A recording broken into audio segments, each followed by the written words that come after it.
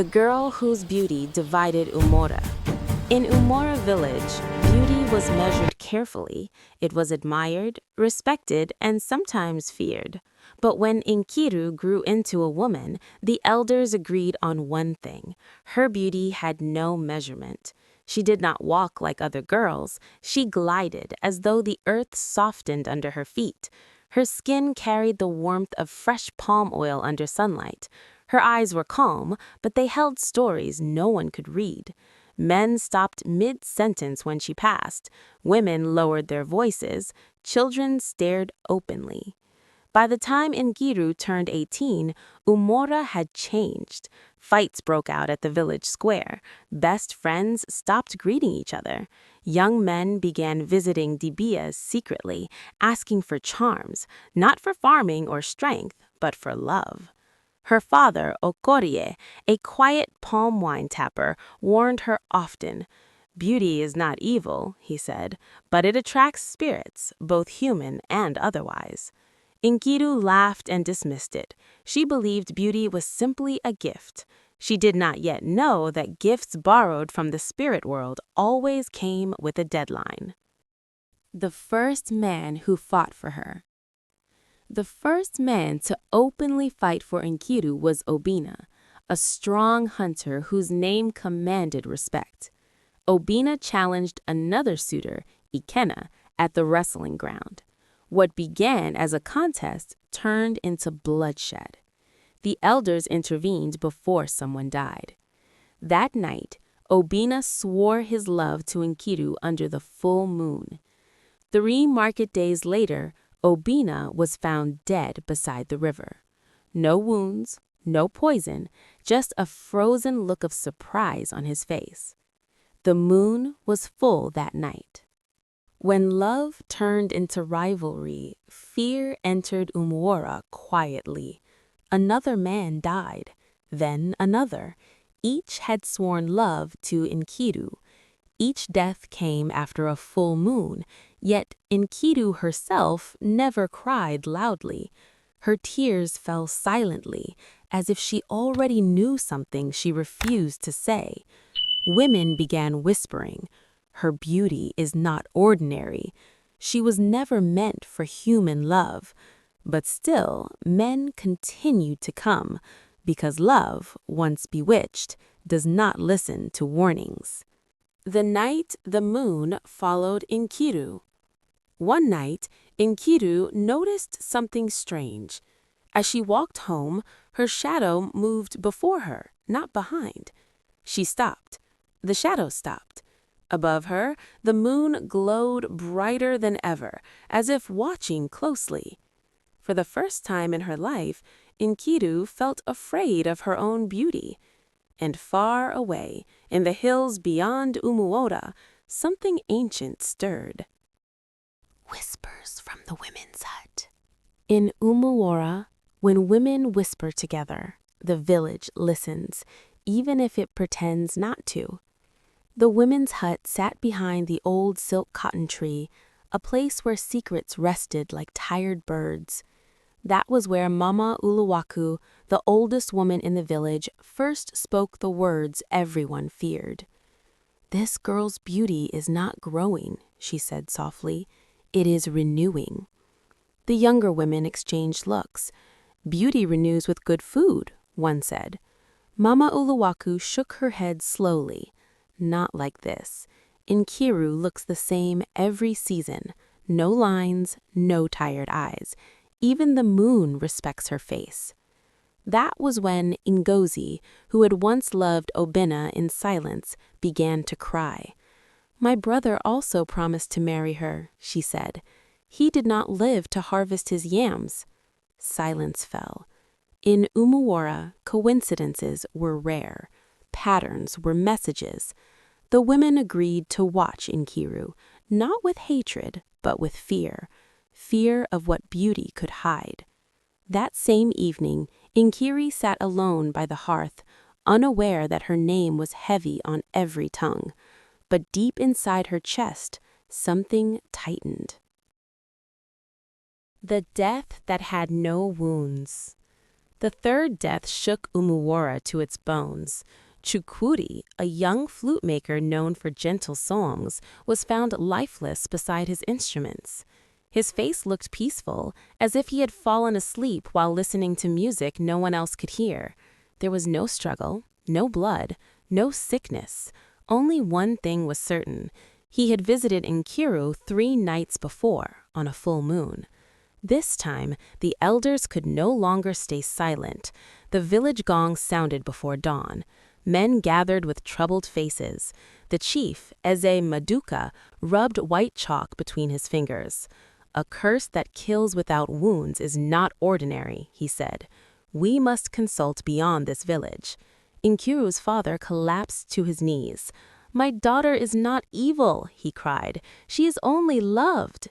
But love in Umuora was never stronger than tradition.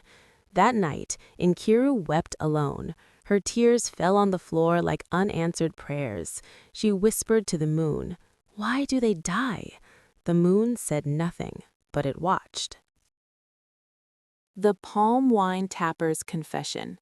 It was Udoka, a one-eyed palm wine tapper, who finally spoke. He was drunk when the truth escaped him, because truth often waits for palm wine. "I saw her once," he muttered at the village square. "Not fully, just her shadow." People leaned closer. "It was not shaped like a woman." Gasps followed. Udoka trembled. "On a full moon night, I saw her shadow dance alone. It was taller, older, like something wearing her beauty. The elders ordered him to repeat it sober. He did. Fear spread like Harmattan fire. Nkiru, standing at the edge of the crowd, felt her knees weaken because she remembered something, a promise made long ago, a sick mother, a moonlit night, and words she had hoped were forgotten. A lover who refused to die. Just when Umuora believed no man would come again, Ifunanya arrived. He was different. He did not fight. He did not boast. He did not swear under the moon. He loved Nkiru in daylight. "If death follows loving you," he said gently, "then I will love you where death cannot see." For the first time, Nkiru laughed without fear. Ifunanya's presence changed her. She ate better, slept peacefully. The village watched closely. When the full moon came, nothing happened. No death, no sickness. Hope returned. But hope, like beauty, can be fragile. That night, the moon hid behind clouds, and somewhere beyond Umuora, the spirits began to argue. The Moonlight Oath. The truth returned to Nkiru the way forgotten songs return, slowly, painfully. She remembered the night her mother lay dying. The hut smelled of herbs and fear. Her father had run to seek help, but the roads were dark and the rain heavy. That was when the moon came close. Not the moon in the sky, but the presence beneath its light. A woman appeared, tall and calm, her skin glowing like river water under stars. Her voice was soft, yet it filled the hut. "I can give what sickness has taken," the woman said, "but beauty borrowed must be paid for." Young Nkiru had nodded through tears. She did not understand the payment. Now she did. That same night in the present, the full moon rose boldly. Clouds parted as if ordered. Nkiru felt a pull in her chest, an ancient call. She stepped outside, and for the first time she saw her shadow move without her. The Priestess of the Hills. At dawn, the elders sent for Alaoma, the priestess who lived where the hills touched the sky. Alaoma arrived barefoot, carrying a staff carved with moon symbols. She looked at Nkiru once and sighed. "This beauty was not grown," she said. "It was given." Gasps filled the square. "The Moon Mother lends beauty to those who ask in desperation," Alaoma continued, "but she claims the love sworn under her light." Nkiru collapsed. "If I refuse love," she cried, "will they live?" Alaoma shook her head. The debt has already been collected. Only one question remained. Can it be ended? Alaoma looked toward the sky. Only if love chooses sacrifice. The beauty that was borrowed. Ifunanya stood beside Nkiru through every revelation. "I will not leave," he said quietly. Alaoma warned him, "The Moon Mother does not forgive defiance." That night, Alaoma prepared the truth ritual. Under moonlight, water shimmered like glass. Nkiru looked into it and screamed. Her reflection was older, tired, hollow. The beauty everyone admired was a veil. "The moon hides what she owns," Alaoma said, "but she never forgets." Ifunanya held Nkiru's trembling hands.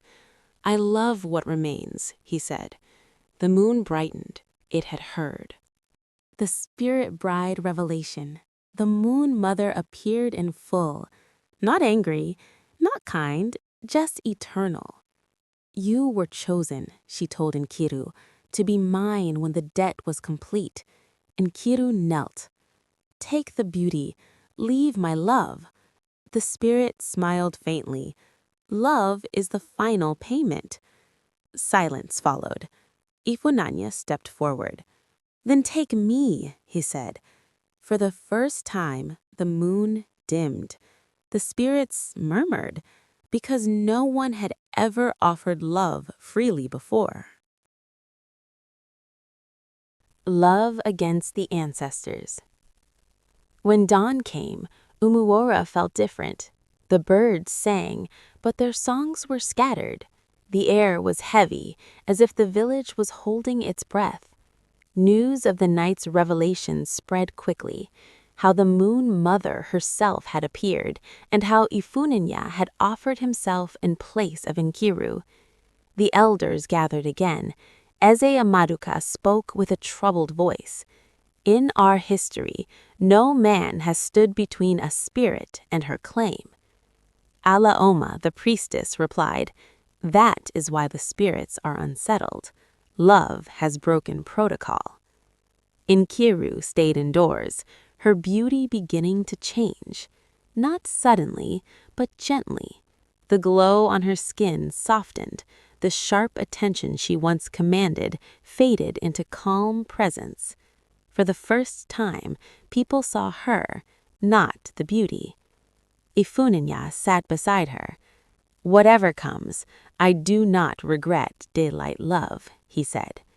Outside, the moon waited. The man who loved her in daylight. Days passed, no one died, but the nights grew strange. The moon rose earlier than usual, brighter, fuller, as though impatient. Dogs howled without reason. Children woke from sleep, pointing at shadows.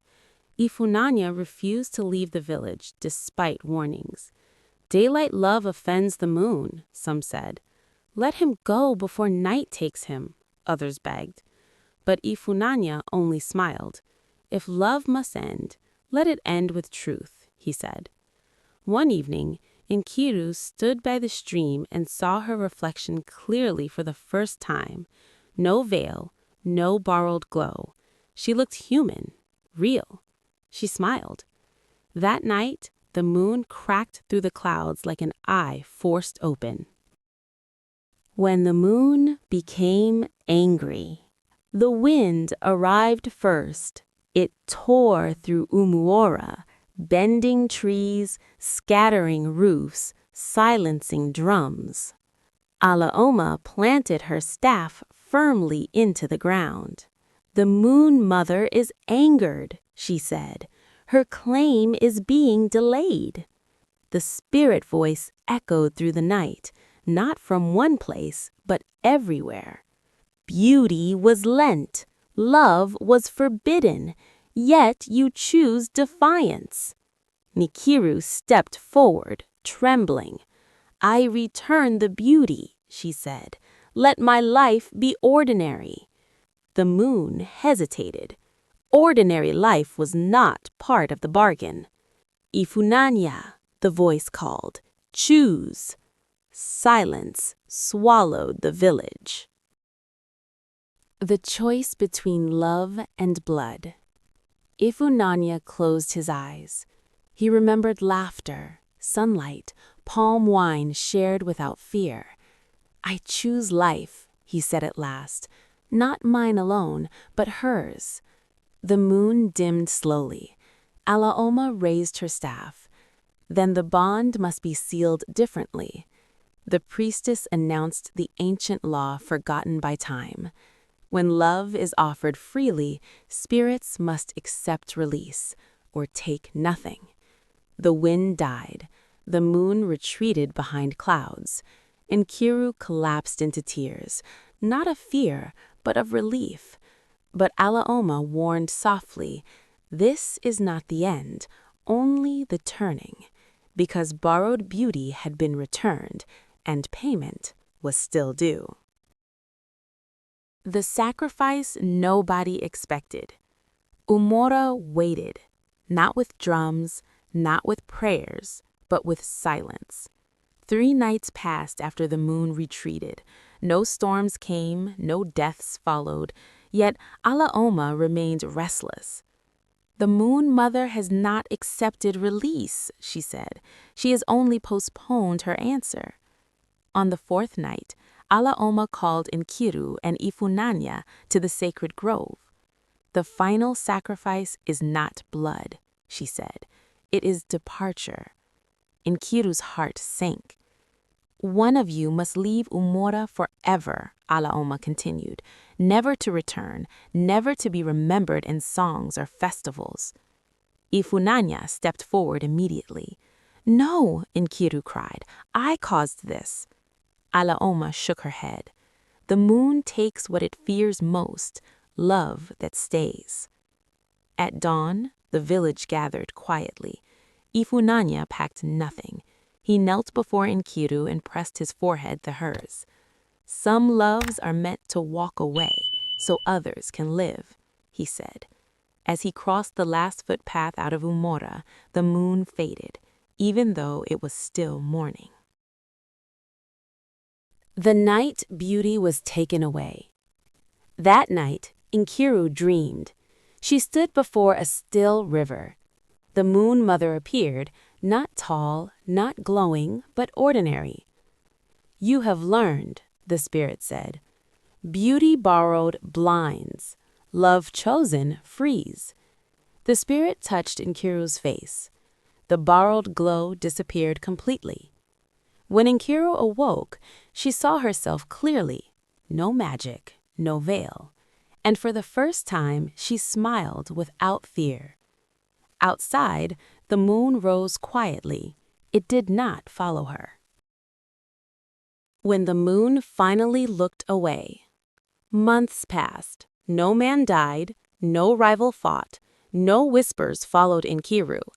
She farmed, she laughed, she aged gently like others. One night, Mama Uluwaku spoke softly to the women.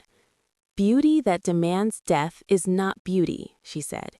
It is hunger. Far from Umuora, Ifunanya lived among strangers. He never married, but each time the moon rose, it dimmed slightly, as if remembering him. What remained of Nkiru's love? Years later, children asked about the woman who once divided Umuora. The elders answered carefully. They admired her beauty, they said, but the moon knew her secret. Nkiru lived long. She was remembered not for her face, but for her kindness. And the moon? It never again claimed love from Umuora.